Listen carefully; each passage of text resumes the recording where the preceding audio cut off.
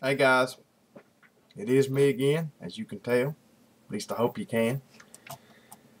And it is, let's see, today is Sunday, December 26th, the day after Christmas, 2010.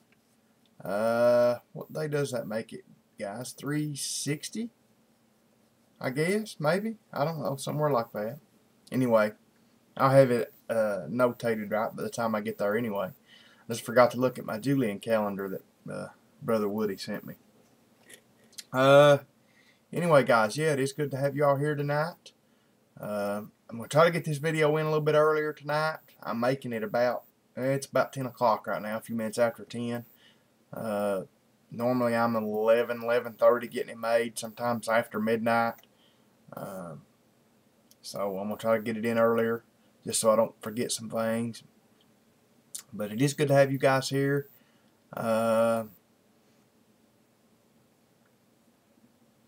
My prayers I was sending up last night were not answered, guys.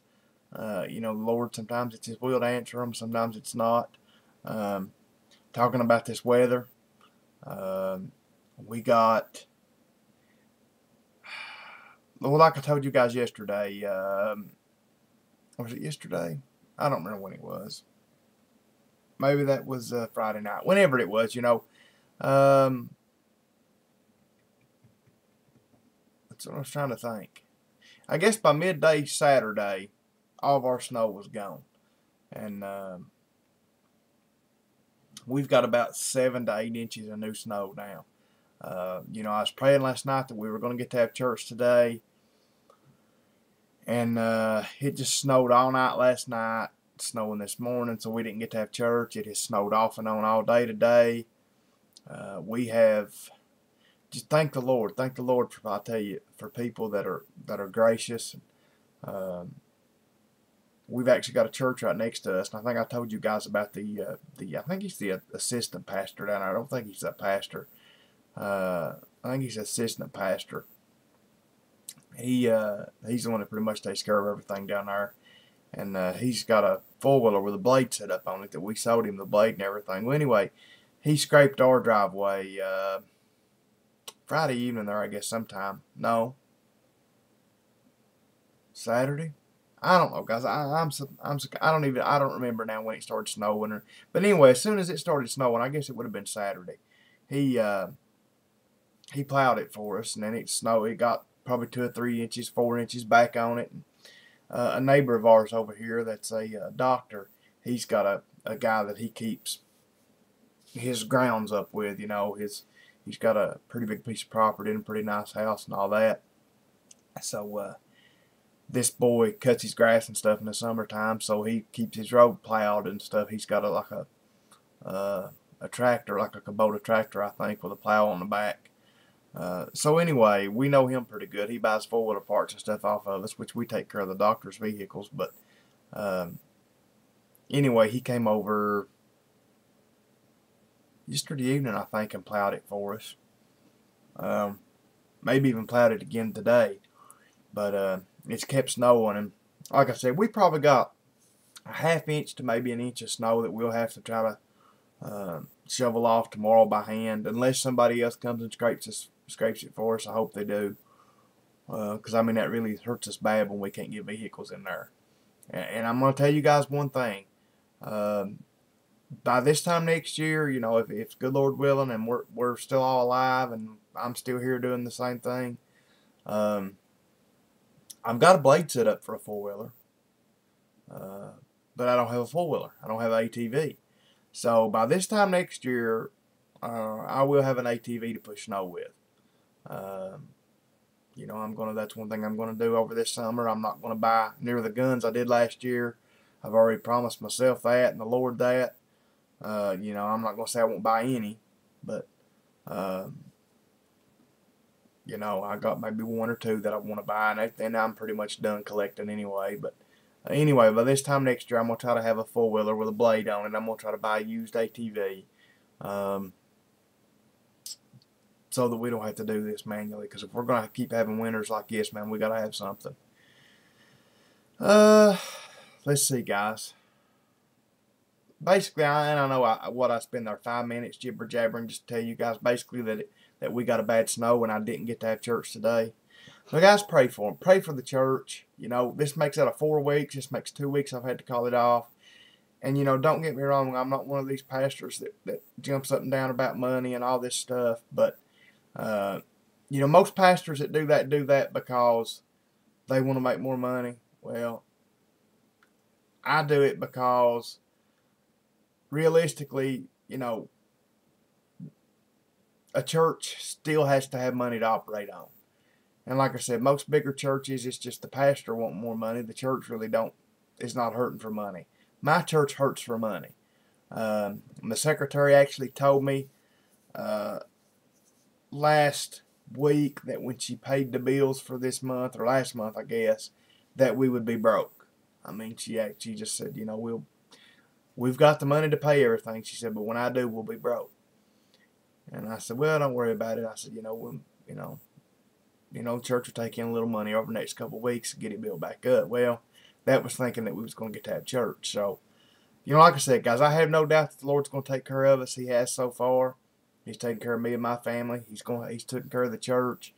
But it still don't hurt to have prayers sent up. You know, so pray for my church. You know, pray that, you know, like I said, just pray that this weather will straighten up. That way some more people will start showing up. That way we can start having church. Because like I said, you know, it's, you know, I mean, I always hate to talk about that, but, you know, it's a fact of life just like everything else. You know, I mean, my church is 2 single wide trailers put together. I mean, I'm not sitting here telling you to pray for this so we can build a new $1 million this, or I can buy a new BMW or whatever, all that. You know, I'm just telling you that because, you know, my church is a small redneck church, but a small redneck church has to have money to survive like everybody else. You know, and I think a lot of people take that too to heart. I mean, don't get me wrong. I think most pastors take it too far and they let their greed get a hold of them. But now, I don't necessarily start jumping up and down just when I hear a preacher talking about money and talking about the church needing money. Because, you know, like I said, a church is just like any other person. I don't think a church should be like a business. It shouldn't be run like a business. But, you know, even as non-businesses, us personal people, you know, we've got to have money too. So, you know, it does take a little bit of money to run a church. That's just a fact of it, you know, just to pay the power bill. But anyway, guys, I don't want to get on that too much. I'm just asking for prayer. I know I took way too long, but I'm just asking for prayer. It's supposed to be up in the 50s by the end of this week, by next weekend. So, unless they miss it, we should be able to have church next weekend. So, just keep praying for us, guys. Pray for my business. You know, this snow really, it's probably going to jack me up again this week. But, hey, we'll make it one way or the other. Let's see what else, guys. I guess that's about it. Oh, I want to tell one thing. I'm going to try. You know, I was telling you guys about Brother Rick, Dead for Jesus. I'm going to try to leave a link on this video, so look under there for it. I don't know if I'll do it right or not, but look for it. Jink Jack, thank you, brother, for sending me the gist on how to do it. That's how I thought to do it, but I just never tried it, and I guess I didn't want to mess something up. So I'm going to try to leave a link to his latest video. It's an awesome video, guys. I'm telling you, go watch him. Go watch Rick. Subscribe to him. He's gonna do really awesome things for the Lord. I can tell it. He's a good guy. He's got a lot better voice and a lot smoother, a lot better reader than I am. You know. So just I'm gonna try to leave a link, like I said, to his last video, so you guys follow it, and then once you watch that vid, subscribe to him. But I guess that's about it, guys, today for the Jibber Jabber. What I want to get to tonight is Matthew chapter 18. There's a lot of good stuff in 18 here. I'm probably actually going to be in Matthew 18 for the next couple nights because there's a couple different things I want to get to. So here we go, guys. Matthew 18, verse 1. At the same time came the disciples unto Jesus, saying, Who is the greatest in the kingdom of heaven? And Jesus called, excuse me, guys. Oh, I hate it when my iPod does this. It was doing this a while ago when I thought it had quit. Tell you what, guys, I'm trying to charge it. Let me unplug it from charging. Let's see, it's taking a minute to load up here. Now I gotta find it all again. Hang on, guys.